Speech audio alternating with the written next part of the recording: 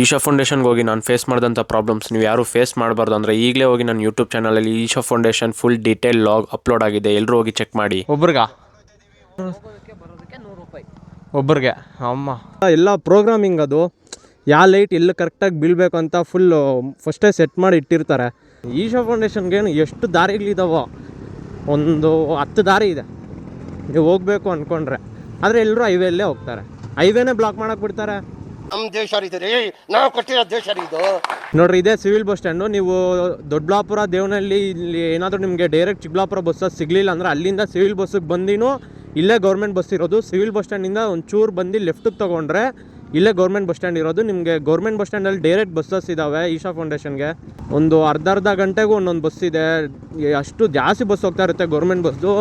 ಹೆಣ್ಮಕ್ಳೆಲ್ಲ Aadhaar card ಕೊಟ್ಟಿನೂ ಹೋಗ್ಬೋದು ಫ್ರೀಯಾಗಿ government ಬಸ್ಸಸ್ಸಿಂದ. Laser ಶೋಗೆ ಬರೋರು ಆದಷ್ಟು ಬೇಗ ಬಂದರೆ ಒಂದು ಹಾಫ್ ಆನ್ ಅವರ್ ಮುಂಚೆ, ಅಟ್ಲೀಸ್ಟ್ ಒಂದು 6-6:30 ಅಷ್ಟೊತ್ತಿಗೆ ಅಲ್ಲಿ ಈಶಾ ಫೌಂಡೇಶನ್ ಹತ್ರ ಇರಬೇಕು ನೀವು. ಇಲ್ಲಾಂದರೆ ತುಂಬ ಲೇಟಾಗಿ ಹೋಗ್ಬಿಡುತ್ತೆ.